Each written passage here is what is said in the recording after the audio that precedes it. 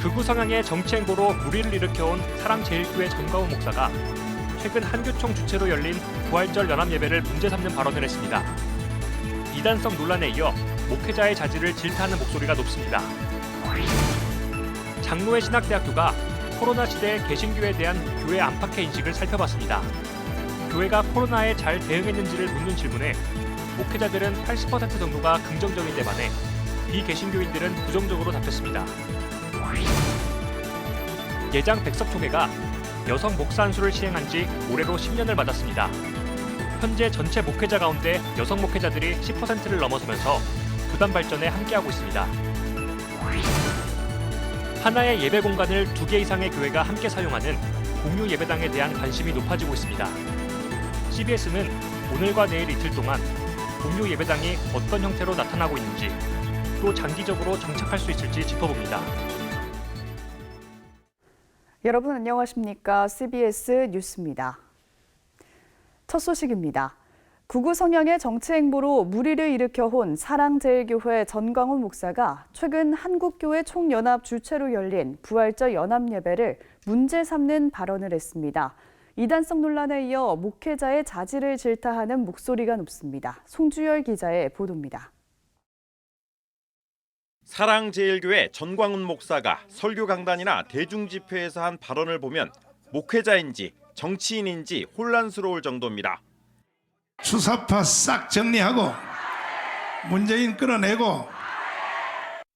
한 집회에서는 하나님 까불면 죽어라며 신성 모독성 발언으로 교계를 발칵 뒤집어 놓는가 하면 얼마 전에는 성소 속 등장 여성들을 비하하는 발언도 서슴지 않았습니다.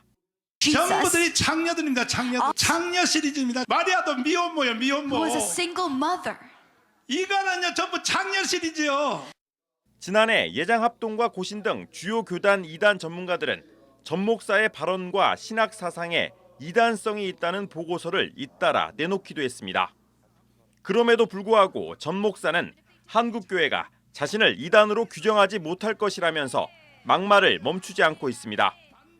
최근에는 한국교회 대표적 연합기구인 한국교회 총연합 주최로 열린 부활절 연합예배를 비하하는 발언을 했습니다. 대회를 주최한 한교총 소강석 공동대표회장과 장소를 제공한 사랑의 교회 오정현 목사에 대해 정신이 나갔다, 까불지 말고 배우라는 등 선동적인 막말을 쏟아냈습니다. 뭐라고? 진보 보수가 하나 되기 위하여? 어디 한국교회를 말이야 문재인한테 팔아먹으려고 그따위 짓을 하냐 말이야. 정신 나가죠 말이야. 교계에서는 전 목사의 이 같은 발언이 사실과 다를 뿐만 아니라 부활절 예배를 드린 한국교회 교인들을 모독한 것과 다름없다고 말합니다.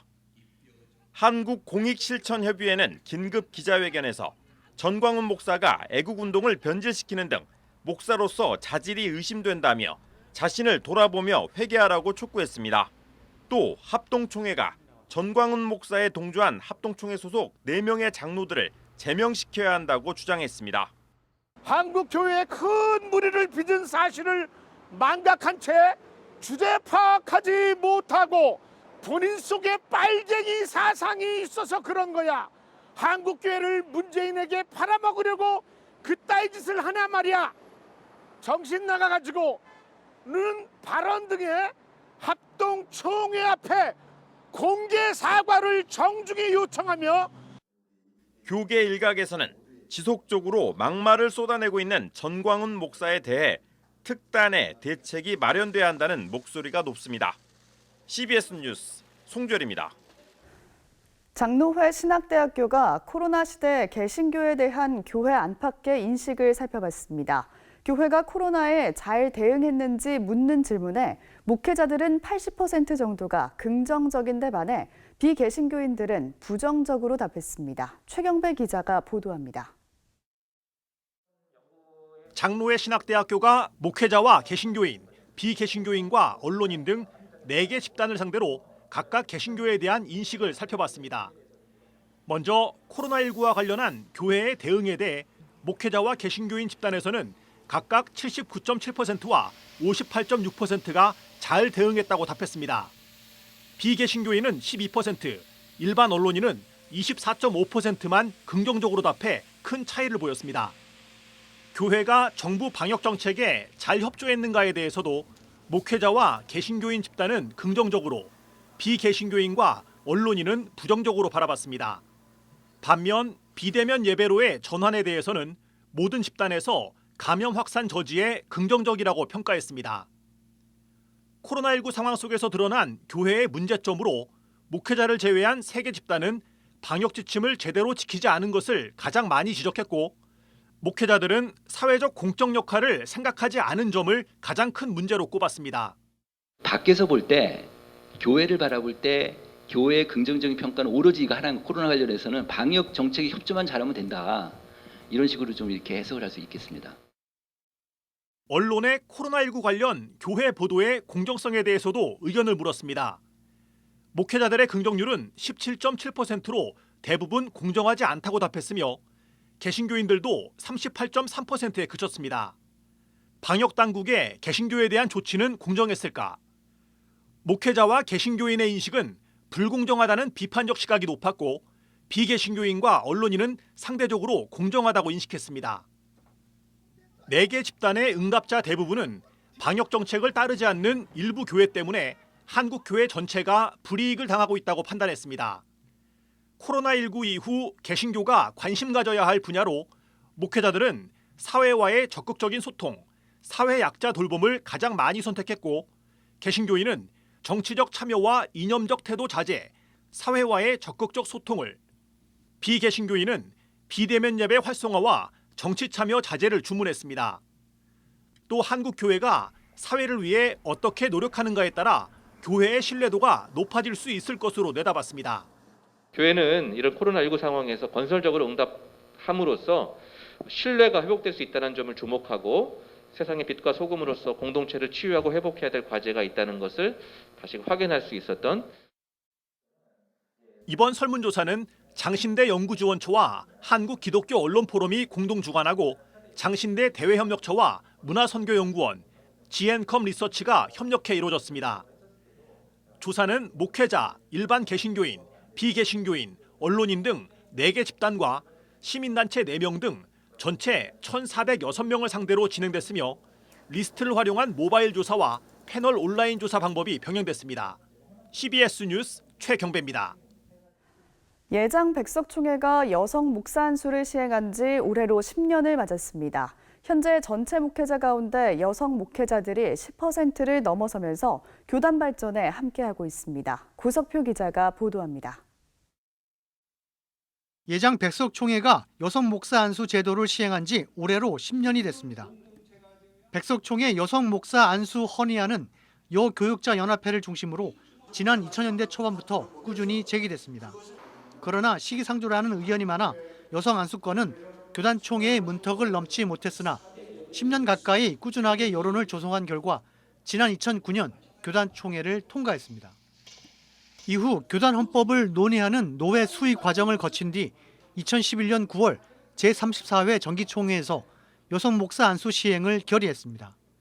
이후 2012년 4월 봄 노회를 기점으로 전국에서 50여 명이 목사 안수를 받기 시작해 현재는 전체 교육자 1,960명 가운데 여성 목회자가 10%를 넘어서고 있습니다. 그래서 결국에는 하나님께서 다 하신 일이죠. 그래서 이제 지금 우리가 이제 미랄이 되어서 이제 타계단으로부터 여성들이 많이 들어오고, 지금은 노회에서 이제 임원으로도 나가고, 또 때로는 어떤 분은 노회장으로 이렇게 진출을 하게 되었지요. 안수 통과까지 오랜 시간 교단을 떠나지 않고 백석 정체성을 고수해온 여 목회자들은 이제 노회 임원 등을 맡으면서 교단 발전에 크게 기여할 수 있게 됐습니다.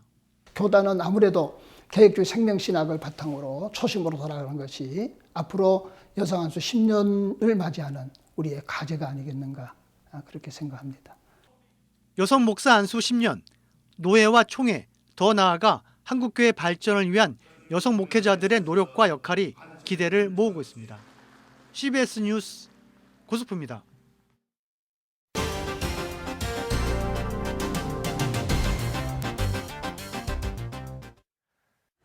하나의 예배 공간을 2개 이상의 교회가 함께 사용하는 공유 예배당에 대한 관심이 높아지고 있습니다. CBS는 오늘과 내일 이틀 동안 공유 예배당이 어떤 형태로 나타나고 있는지, 또 장기적으로 정착할 수 있을지 짚어봅니다. 오늘은 공유 예배당으로 사용되고 있는 교회를 천수연 기자가 찾아가 봤습니다. 서울 수서교회가 5년 전 사용하던 옛 예배당입니다. 수서교회는 새 성전에 입주하면서 옛 예배당을 처분하지 않고 공간이 필요한 교회들에게 무상으로 내주었습니다. 본당과 지하 예배실, 별관 등 3개 예배 공간은 현재 4개 교회와 개척을 준비하는 팀 등 5곳에서 시간을 나누어 사용하고 있습니다. 교회 공간이라고 하는 것이 시내 한복판에 있을 때 얼마나 그게 비싼 공간입니까? 절대로 저는 놀려두어서는 안 된다고 생각을 합니다. 그리고 어려운 교회는 그동안에 보호를 받고 미래를 위해 준비할 수 있기 때문에 교회 공유는 꼭 필요한 것이다 생각할 수 있고요. 수서교회는 한 교회가 계속 머물기보다는 개척과 자립을 준비하는 기간으로 최대 3년까지 예배당을 사용할 수 있도록 했습니다. 경기도 일산의 변두리 교회는 4년째 주일에 은혜교회 예배당에서 예배를 드립니다. 예배당을 공유해주는 은혜교회도 20-30명 규모의 작은 교회지만 벌써 변두리 교회가 2번째 공유 교회입니다. 같이 공유해주고, 같이 울어주고, 같이 살아주고, 같이 먹고 하는 것들이 이 공간 안에서 이루어지게 된 거예요. 살다 보니까, 같이 하다 보니까 이게 말씀하셨던 작은 교회가 공존할 수 있다라고 하는 것을 저희가 확인하게 된 거죠. 변두리 교회는 예배당 비용으로 지역사회에 다가가기 위해 작은 카페를 마련했고, 주일이면 두 교회가 서로의 예배 시간에 카페를 자신들의 교제 공간으로 공유하며 오히려 더 큰 공간을 누리고 있습니다. 처음부터 여러 교회가 예배당을 함께 사용할 목적으로 만들어진 곳도 있습니다. 경기도 김포에 문을 연 이 공유 예배당은 예배실과 잠옷실, 기도실, 커뮤니티 룸으로 구성됐습니다. 이곳을 예배당으로 사용하고 있는 교회는 9곳, 주일 아침 8시 30분부터 저녁 7시까지 1시간 30분 단위로 각 교회가 쓰고 있습니다. 수요가 많아지면서 인근에 개관한 2호점에는 6개 교회가 들어와 사용하고 있습니다. 이처럼 한 건물을 두 교회 이상 함께 사용하는 공유 예배당에 대한 관심은 최근 급격히 증가하고 있습니다. 작은 교회들이 단독 독립 공간을 확보하기가 어렵기 때문에 임시 방편적으로 대안적으로 생각해낸 방식인데, 이것이 이제 다른 자기가 독립적인 공간을 가졌을 때보다 경제적으로 굉장히 효율적이라는 사실이 많이 알려지면서 여러 케이스들이 이제 나오고 있는 상태인데, 예장통합총회의 경우 서너 개 노회에서 임대 비용의 어려움을 겪는 개척교회와 미자립교회를 위해 공유 예배당을 준비하는 것으로 알려졌습니다. 그러나 일각에서는 공유 예배당이 경제적 측면에서 비롯된 현상이란 점에서 신앙적, 신학적 검증이 필요하다는 지적도 나오고 있습니다. CBS 뉴스 천수연입니다.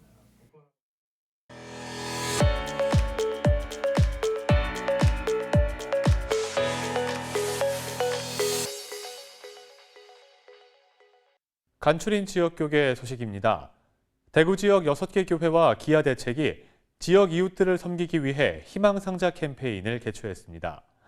울산 YMCA는 창립 47주년을 맞아 기념 예배를 열었습니다. 예수 부활의 기쁨을 나누면서 사회적 약자를 섬기기 위한 부활절 희망상자 캠페인이 펼쳐졌습니다. 이번 캠페인에서 나눔과 섬김의 교회 등 6개 교회와 기아 대책이 마련한 희망의 상자 900개는 10만 원 상당의 생필품과 식료품으로 이루어져 있습니다. 2021년 부활절을 맞이해서 우리 6개 교회가 연합해서 지역 사랑을 이번에 실천하게 되었습니다. 그래서 슬로건으로 부활의 기쁨을 지역 사랑으로 라는 슬로건을 걸고 이번 행사를 하게 되었습니다. 이번 계기를 통하여 예수 그리스도의 복음이 이 세상에 아름답게 멋지게 전파되길 간절히 소망합니다. 울산 YMCA가 창립 47주년을 맞아 기념 예배를 드리고 앞으로 50년, 100년을 향해 힘차게 도약하고 생명과 평화운동에도 적극 나서기로 다짐했습니다. 시작은 미약하나 나중은 힘이 창대하다고 했습니다. 앞으로 우리 울산 YMCA는 47년의 역사를 바탕으로 삼아서 50년, 100년 힘이 창대하리라고 저는 믿어 의심치 않습니다. 울산 YMCA는 최근 군부 쿠데타로 고통을 받고 있는 미얀마 시민과 아동을 돕기 위한 모금에도 적극적으로 나서고 있습니다. 대한예수교장로회 강동노회가 제136회 정기노회를 열고 신임노회장으로 천성배 목사를 선출했습니다. 무엇보다도 노예가 하나 되기를 원하죠. 그래서 이러한 때에 서로 노예원들이 하나가 되어서 교회를 또 잘 섬겨 나가고 또 지역에서 좀 하나님의 영광을 드러낼 수 있는 그런 계기가 되었으면 합니다. 네. 기독교 대한감리회 남부연회가 대전 하늘문교회에서 제67회 연회를 열고 목사 안수식과 감리사 이취임식 등을 진행했습니다. 이번 연회에서 대전 서남지방회 소속 대전 산성교회 구봉관 전도사 등 20여 명이 목사 안수를 받았고 기감남부연회 강판중 감독이 23개 지방회별로 취임한 감리사에게 임명장을 수여했습니다. 월드비전이 개발도상국 아동들의 식수 문제 해결을 위한 캠페인 2021 글로벌 UK4 워터 하이킹을 개최합니다. 글로벌 UK 하이킹은 참가자들이 산을 오르며 기부하는 캠페인으로 월드비전이 선정한 300대 산 정상에서 인증 사진을 찍어 SNS에 게시하면 한 건당 10,000원이 아프리카 식수 위생 사업에 기부됩니다. 굿네이버스가 최근 모아맘 보육재단과 업무 협약을 체결하고 아동의 전인적 발달과 건강한 성장을 지원하는 일에 협력해 나가기로 했습니다.